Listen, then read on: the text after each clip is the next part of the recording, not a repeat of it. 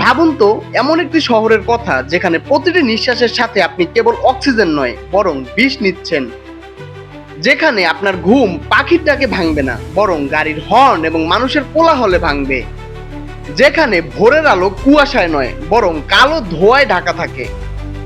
হ্যাঁ, আমি আমাদের প্রাণের শহর ঢাকার কথা বলছি। প্রাচীনকালে যে শহর ছিল এক আধুনিক নগরী, আজ সেই শহরটি বসবাসের প্রায় অযোগ্য হয়ে পড়েছে এবং বিশ্বের দূষিত শহরগুলোর তালিকায় বারবার শীর্ষে উঠে আসছে। কিন্তু কেন? আজকের ভিডিওতে আমরা জানবো কেন ঢাকা পৃথিবীর সবচেয়ে দূষিত শহরগুলোর একটি হয়ে উঠেছে। পার্ট 1, বায়ু দূষণ। ঢাকার দূষণের কথা বললেই প্রথমে আসে এর বাতাসের কথা। আইকিউ এয়ারের তথ্য মতে ঢাকা প্রায় বিশ্বের দূষিত বায়ুর শহরের তালিকায় শীর্ষে থাকে। এর প্রধান কারণ হলো শহরের চারপাশে শত শত ইটভাটা, ফিটনেসবিহীন যানবাহনের কালো ধোঁয়া এবং যত্রতত্র নির্মাণ কাজ।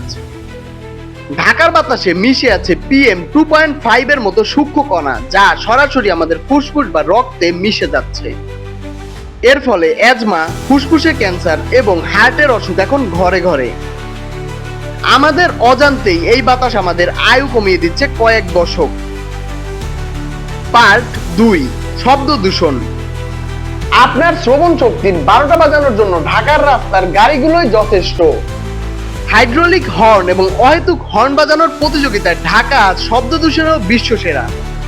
বিশ্ব স্বাস্থ্য সংস্থার মতে 60 ডেসিবেলের ওপর শব্দ মানুষের জন্য ক্ষতিকর, অথচ ঢাকার অনেক জায়গায় তা 100 ডেসিবেলও ছাড়িয়ে যায়।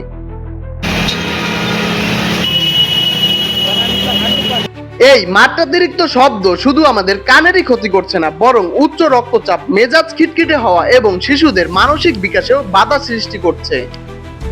পার্ট 3, পানি ও মাটি দূষণ।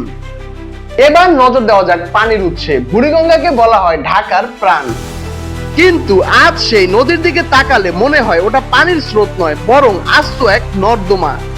ট্যানারির বজ্র, প্লাস্টিক আর পয় নিষ্কাশনে সব আবর্জনা গিয়ে মিশছে বুড়িগঙ্গা নদীতে। মাটিও রেহাই পাচ্ছে না, যেখানে সেখানে প্লাস্টিক, পলিথিন ফেলার কারণে মাটির উর্বরতা নষ্ট হচ্ছে। ড্রেনেজ সিস্টেম জ্যাম হয়ে সামান্য বৃষ্টিতে পুরো শহর তলিয়ে যাচ্ছে। দূষিত পানির কারণে টাইফয়েড, জন্ডিস আর চর্মরোগ এখন ঢাকার খুবই সাধারণ সমস্যা। যদি প্রশ্ন করা হয় এই দূষণের সবচেয়ে বড় ভুক্তভোগী কারা, তাহলে উত্তর হবে আমাদের শিক্ষার্থী এবং কর্মজীবী মানুষেরা। সকালে যখন একজন শিক্ষার্থী স্কুলে যায়, তখন তাকে ঘন্টার পর ঘন্টা যানজটের হর্নের মধ্যে এবং ধোঁয়ার মধ্যে বসে থাকতে হয়। ক্লাসে গিয়ে তারা ক্লান্ত বোধ করে এবং তাদের মনোযোগ কমে যায়। একইভাবে অফিসের কর্মীরা দিন শেষে যখন বাড়ি ফিরে, তখন তারাও মানসিকভাবে বিধ্বস্ত থাকে।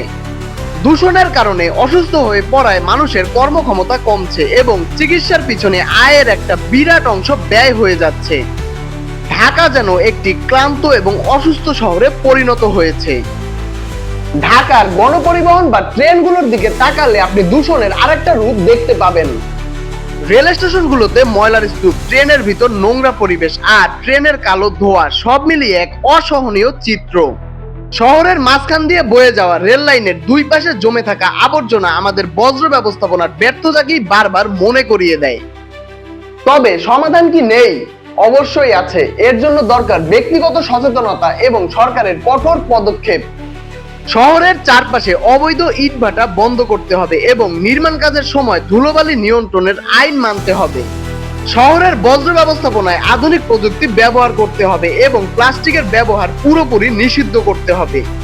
ফিটনেসবিহীন গাড়ি চলাচল বন্ধ করতে হবে। অতিরিক্ত ব্যক্তিগত গাড়ির বদলে উন্নত গণপরিবহন ও সাইকেল লেনের ব্যবস্থা করতে হবে।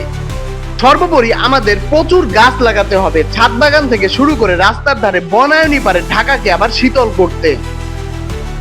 ঢাকা আমাদের শহর, এই শহরকে বাঁচানোর দায়িত্ব আপনার, আমার, আমাদের সবার। আমরা যদি আজ সচেতন না হই, তবে পরবর্তী প্রজন্মের জন্য আমরা একটি ধ্বংসস্তূপ রেখে যাব। আমাদের ছোট ছোট পদক্ষেপই বড় পরিবর্তন আনতে পারে।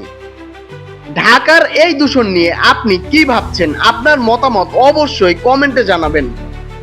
ভিডিওটা শেয়ার করে অন্যদের সচেতন করুন এবং আমার পরবর্তী ভিডিওগুলো দেখতে চাইলে ভিডিওটা লাইক করে চ্যানেলটা অবশ্যই সাবস্ক্রাইব করে রাখবেন।